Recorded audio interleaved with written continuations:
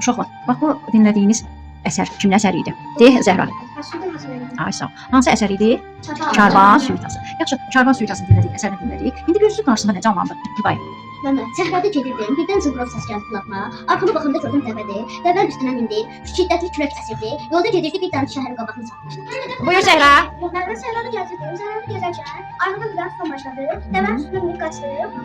Sonra qurumlar hər yerə səpələşdi və bir yer dağıldı. Amma dağılmayan yer də vardı.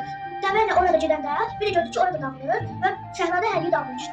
Nə canlandı gözümdə? Səhrada gedirdim. Bir dənə zınqrov səs eşitdim. Arxamda dönüb baxdım. Biz dəvələr gəldi. Bir dənə tufan oldu. Dəvələr qaçırdı. Üstünə minib mənə. Qaçdı. Qeyri-adi şey. Səhrada gəzirdim. Bir də tufan başladı. Dəvələr qaçırdı. Dəvənin üstünə mindim. Bir də gördük ki, dağda tutma gəlir. Dəvələr qışqırır. Hemen qışqırırdı. Bir də gördük hər şey qarşıladı. Hər şey.